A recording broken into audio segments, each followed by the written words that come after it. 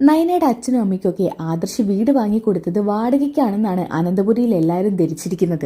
എന്നാൽ അത് നയനയുടെ പേരിൽ എഴുതി കൊടുത്തേക്കാണെന്നുള്ളത് ഇന്നാണ് അനാമിക അറിയുന്നത്. അതിന്റെ പേരിൽ ഒരു പൊട്ടിത്തെറി തന്നെ അനന്തപുരിയിൽ ഉണ്ടാവുന്നുണ്ട് കേട്ടോ. അനാമികയുടെ അച്ഛനും അമ്മയും വിളിച്ച് ഇക്കാര്യമൊക്കെ പറയുന്നുണ്ട്. മുത്തശ്ശിയും ഒരുപാടധികം സ്വർണം നയനയ്ക്ക് കൊടുത്തു. അത് പോരാത്തതിന് ആ വലിയ വീട് നയനയുടെ പേരിൽ എഴുതി കൊടുത്തേക്കാണ്. ഇതൊക്കെ കേട്ടിട്ട് അനാമിക അടങ്ങി നിൽക്കോ. അവളുടെ അച്ഛനും അമ്മയും വിളിച്ചു വരുത്തുന്നുണ്ട് അനന്തപുരിയിലോട്ട്.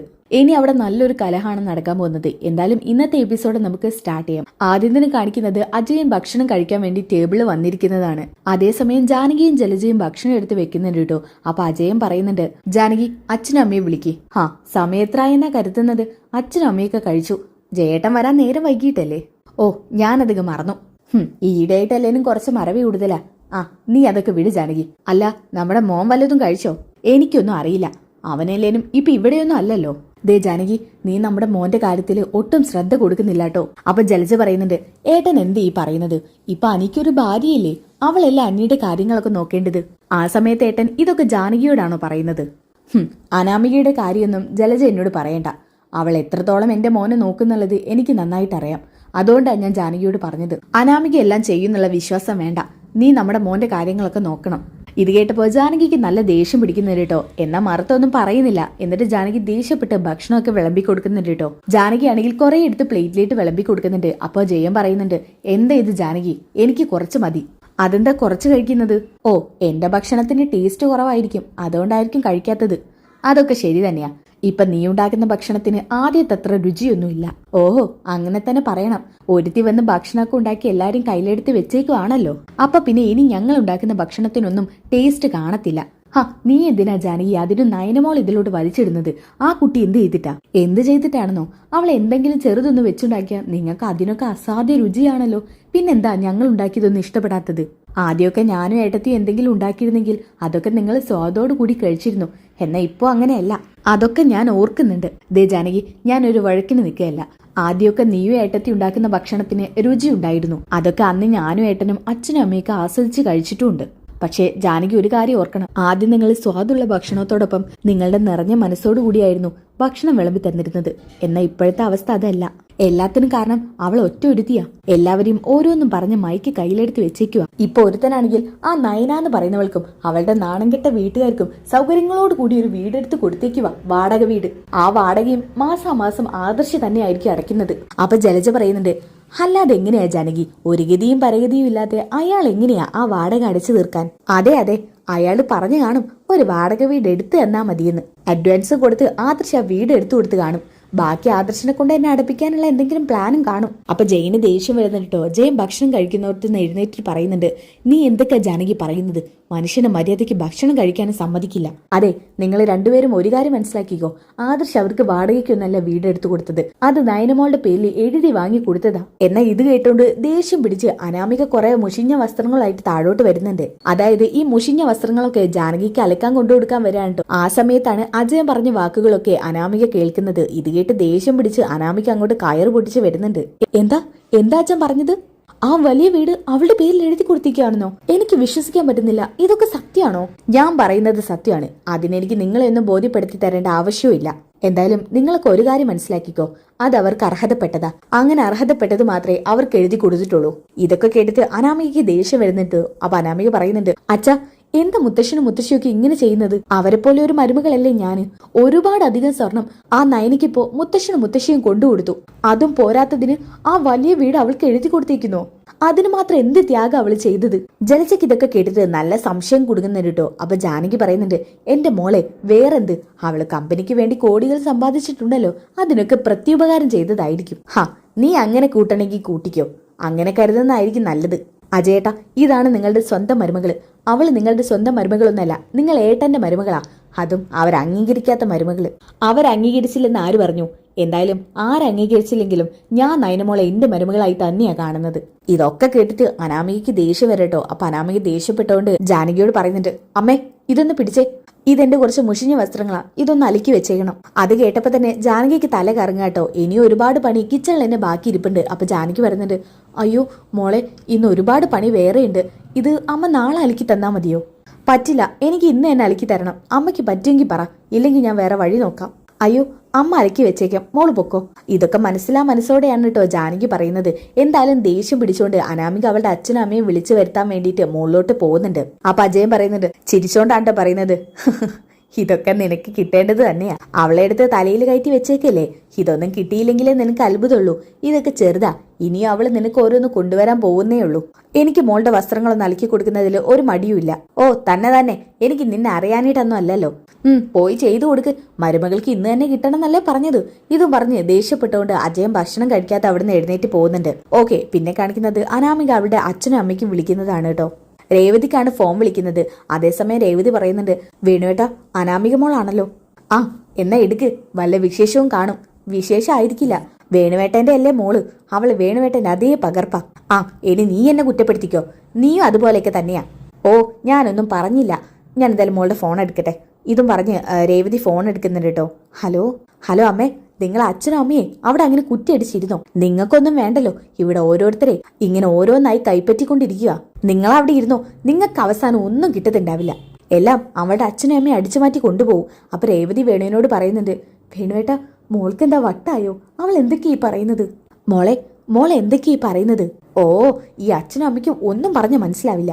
അപ്പൊ വേണു പറയുന്നുണ്ട്, എന്റെ പൊന്നുമോളെ ഒന്ന് മനസ്സിലാവുന്ന ഭാഷയിൽ പറയും, എന്നാലല്ലേ അച്ഛനും അമ്മയ്ക്ക് മനസ്സിലാവൂ. അച്ഛൻ വല്ലതും അറിഞ്ഞോ? ഞാൻ അന്ന് നയനെ കാണാൻ പോയില്ലേ, ഒരു വാടക വീടിന്റെ കാര്യം പറഞ്ഞില്ലേ? ആ ആദർശമോൻ എടുത്തു കൊടുത്തേ. അത് വാടകയ്ക്കൊന്നും അല്ല, ആ നയനയുടെ പേരിൽ എഴുതി കൊടുത്തേക്കുവാ. എന്ത്? ആരെഴുതി കൊടുത്തെന്ന്? ആദർശ്. ഇവർക്കൊക്കെ എന്താ വട്ടായോ? കുറെ പേര് കണക്കിലേറെ സ്വർണ്ണമായി ചെല്ലുന്നു, ഒരു ഭാഗത്ത് നിന്ന് വലിയ വീട് എഴുതി കൊടുക്കുന്നു. ഇതൊന്നും നമുക്ക് കിട്ടുന്നില്ലല്ലോ മോളെ. അത് തന്നെയല്ല അച്ഛാ ഞാൻ അങ്ങോട്ട് പറയുന്നത്. അവൾ എന്ത് ചെയ്തിട്ടാ അവൾക്ക് ഇത്രമാത്രം സഹായം ചെയ്തു കൊടുക്കുന്നത്? അതൊക്കെ നമുക്കും വേണ്ടേ? വേണം, അതങ്ങനെ വിട്ടുകൊടുക്കാൻ പറ്റില്ല. അതുകൊണ്ട് അച്ഛനും അമ്മയും എത്രയും പെട്ടെന്ന് ഇവിടെ എത്തണം. ഇതിനൊരു തീരുമാനം ഉണ്ടാക്കണം. ഇതിപ്പോ അവരെന്നെ താഴ്ത്തി കിട്ടുന്ന പോലെയല്ലേ എല്ലാം അവൾക്ക് ചെയ്തു കൊടുക്കുന്നത്. അതെ, ഇതങ്ങനെ വെറുതെ വിട്ടാൽ പറ്റില്ല രേവതി. നമുക്ക് എത്രയും പെട്ടെന്ന് അവിടെ എത്തണം. നീ പോയി ഡ്രസ്സ് മാറ് മോളെ, ഞങ്ങൾ എത്രയും പെട്ടെന്ന് അവിടെ എത്താം. ശരി അച്ഛാ, പെട്ടെന്ന് വരണേ. ശരി. ഇതും പറഞ്ഞ് അവർ ഫോൺ കട്ട് ചെയ്യുന്നുണ്ട് കേട്ടോ. പിന്നെ കാണിക്കുന്നത് ജലജ ചടച്ച മനസ്സോട് കൂടിയിട്ട് ഡ്രസ്സ് വാഷ് ചെയ്യുന്നതാണ്. ആരുടെ ഡ്രസ്സാണ് വാഷ് ചെയ്യുന്നത്? നവ്യയുടെ ഡ്രസ്സാണ് കേട്ടോ. നവ്യയുടെ സാരിയൊക്കെ അങ്ങനെ ഒരച്ചൊരച്ച് കഴുകുന്നുണ്ട്. ആ സമയത്ത് ജാനകി വരുന്നുണ്ട്. ആ ജലജെ, നീ വാഷ് ചെയ്യുകയാണോ? ഏതായാലും ഈ സമയത്ത് എത്തിയത് നന്നായി. എന്താ? ദേ നവ്യയുടെ ഡ്രസ്സ് നീ കഴുകില്ലേ, അതിന് കൂട്ടത്തിൽ 1-2 സാരി ഉണ്ട്, അതുകൂടി നീ കഴുകുവോ? എന്തോന്ന്? ദേ ജാനകി, നീ വെറുതെ എന്നെ ദേഷ്യം പിടിപ്പിക്കല്ലേ. ആ മെനകെട്ടവളുടെ തന്നെ ഞാൻ എങ്ങനെയൊക്കെയോ അലക്കി വൃത്തിയാക്കി വെക്കുക. അച്ഛനെ അമ്മയും പേടിച്ചിട്ടാ. ഇല്ലായിരുന്നെങ്കിലേ ഇതൊക്കെ ഞാൻ അവളുടെ മുഖത്തേക്ക് വലിച്ചെറിഞ്ഞു കൊടുത്തേനെ. എന്റെ ജലജെ, നീ അതങ്ങ് മാറ്റിവെക്ക്. എന്നിട്ട് അനാമികമോളം തലക്കി കൊടുക്ക്. അത് അലക്കി എന്തെങ്കിലും ഗുണം ഉണ്ടാകും. ഇവൾമാരതൊക്കെ അലക്കിയിട്ട് എന്ത് കിട്ടാനാ? അപ്പൊ ജലജ ഇങ്ങനെ മനസ്സിൽ കരുതുന്നുണ്ട്, ഹോ എന്റെ ഈശ്വരാ, എന്റെ ഗതികേട് ഇവൾമാർക്കൊന്നും അറിയില്ലല്ലോ. എന്ത് ചെയ്യാനാ? എന്റെ ഒരു വിധിയായി പോയി. എന്തായാലും ജാനകി, ഇവളുടേത് തന്നെ ഒരുപാടുണ്ട്. ഇനി എനിക്ക് നിന്റെ മരുമകളുടേതും കൂടി അലക്കിയെടുക്കാൻ വയ്യ. ഒരു കാര്യം ചെയ്യ്, ഞാനിപ്പോ ഇവിടെ നിന്ന് മാറിത്തരാം, നീ നിന്റെ നോക്കിക്കോ. എന്തായാലും ജാനകി ഇങ്ങനെ മനസ്സിൽ കരുതുന്നുണ്ട്. നയനയുള്ള സമയത്തുള്ള കാര്യങ്ങളൊക്കെ ആണ് കേട്ടോ. നയന എല്ലാവരുടെയും ഡ്രസ്സൊക്കെ അലക്കി കൊടുക്കുന്നതും, അതായത് ജാനകിക്ക് ഒരു ദിവസം വയ്യാതെ കിടന്നപ്പോൾ നയന അവരുടെ ഡ്രസ്സൊക്കെ അലക്കി കൊടുക്കുന്നതൊക്കെ ഇങ്ങനെ മനസ്സിൽ കരുതുക കേട്ടോ. എന്നാലും പെട്ടെന്ന് തന്നെ അവളോട് ദേഷ്യം തോന്നുകയാണ് ജാനകിക്ക്. ഹോ എന്റെ മനസ്സിലേക്ക് എന്തിനാ അവളിങ്ങനെ എടുത്തോണ്ട് വെക്കുന്നത്? ആ വൃത്തികെട്ടവളുടെ മുഖം പോലെ ആലോചിക്കാൻ എനിക്ക് ഒരു താല്പര്യമില്ല. ഓക്കെ, ഇനി അതൊക്കെ കഴിഞ്ഞിട്ട് കാണിക്കുന്നത് വേണുവും രേവതിയും അനന്തപുരിയിലോട്ട് കയറി വരുന്നതാണ്. അനന്തപുരിയിലെ ഹാളിൽ തന്നെ മുത്തശ്ശിയും എല്ലാവരും അങ്ങനെ ഇരിക്കുന്നുണ്ട് കേട്ടോ. അച്ഛനും അമ്മയും കണ്ടപ്പോ തന്നെ ഓടിച്ചെന്ന് അനാമിക കെട്ടിപ്പിടിക്കുന്നുണ്ട്. എന്നിട്ട് കരയുന്നുണ്ട് കേട്ടോ. എന്നിട്ട് രേവതി കരഞ്ഞുകൊണ്ട് മുത്തശ്ശന്റെ അടുത്ത് എന്നിട്ട് പറയുന്നുണ്ട്, എന്നാലും ഇത് വലിയൊരു ചതിയായിപ്പോയി സാറേ, ഞങ്ങളോട് ഞങ്ങളുടെ മോളോട് ചെയ്യുന്നത്. ഞങ്ങൾ എന്തിനാ നിങ്ങൾ എല്ലാരും കൂടി ഇങ്ങനെ താഴ്ത്തി കെട്ടുന്നത്? ഇതൊക്കെ കേട്ടിട്ട് മുത്തശ്ശനും മുത്തശ്ശിയും ഒന്നും മനസ്സിലാവാത്ത രീതിയിൽ പരസ്പരം നോക്കുന്നുണ്ട്. അപ്പൊ ജയൻ ചോദിക്കുന്നുണ്ട്, അല്ല എന്താ അതിന് പ്രശ്നം? അപ്പൊ വേണു പറയാൻ കേട്ടോ, എന്താ പ്രശ്നമെന്നോ? എന്റെ മോളെ ഇവിടെ എല്ലാവരും ചവിട്ടി താഴ്ത്തുവല്ലേ? അപ്പൊ ജലജ പറയുന്നുണ്ട്, ആ എന്താ രേവതി പറയുന്നത്? മോൾ ആര് ചവിട്ടി താഴ്ത്തിയെന്ന്? ഒന്നും പറയണ്ട, ഞങ്ങളെല്ലാം അറിയുന്നുണ്ട്. ഈ തറവാട്ടിലേക്ക് മുഖം മറിച്ച് വന്നവളെയാ ഇവിടെ എല്ലാവരും സ്വീകരിക്കുന്നത്. അന്തസ്സോട് കൂടി കയറി വന്ന എന്റെ മോൾക്ക് ഇവിടെ ഒരു സ്ഥാനവും ഇല്ല. അത് കേട്ടപ്പോ മുത്തശ്ശന് ദേഷ്യം പിടിക്കുന്നുണ്ട് കേട്ടോ. അപ്പൊ മുത്തശ്ശൻ പറയുന്നുണ്ട്, അങ്ങനെ അന്തസ്സില്ലാതെ ഇവിടെ ഒരു മരുമക്കളും കയറി വന്നിട്ടില്ല. അപ്പൊ രേവതി പറയുന്നുണ്ട്, അതെങ്ങനെയാ മൂർത്തി സാറേ നിങ്ങൾ പറയുന്നത്? ദേ ഈ രണ്ടാമത് കയറി വന്ന ഇവള് ഗർഭിണിയാണെന്ന് പറഞ്ഞ് കള്ള നാടകം കളിച്ചിട്ടല്ലേ ഈ വീട്ടിലോട്ട് കയറിയത്. അപ്പൊ മുത്തശ്ശൻ പറയുന്നുണ്ട്, ശരിയാണ്, അങ്ങനെ ഒരു നാടകം മോൾക്ക് കളിക്കേണ്ടി വന്നു. എന്നാ അതിനൊക്കെ കാരണക്കാരൻ ഇവൻ ഒരുത്തനാ. അബിയെ ചൂണ്ടിക്കാണിച്ച് മുത്തശ്ശൻ പറയുന്നുണ്ട്, ഇവൻ ആ കുട്ടിയുടെ മാനം നഷ്ടപ്പെടുത്തി. പിന്നെ ഇവനല്ലാതെ ഈ കുട്ടി ആര് കെട്ടാനാ? ഇവന്റെ കൂടെ കിടന്ന് മറ്റൊരാളെ നവ്യമോൾ വിവാഹം കഴിക്കണായിരുന്നു. അങ്ങനെയായിരുന്നു നവ്യമോൾ ചെയ്യേണ്ടിയിരുന്നത്. ആ കാര്യത്തിൽ ഞാൻ നവ്യമോളെ ഒരിക്കലും കുറ്റപ്പെടുത്തില്ല. പിന്നെ നയനമോള് ചേച്ചിക്ക് വേണ്ടി അമ്മയ്ക്കും അച്ഛനും വേണ്ടിയിട്ട് ഈ കല്യാണത്തിന് ആ പാവത്തിന് നിന്നു കൊടുക്കേണ്ടി വന്നതാ.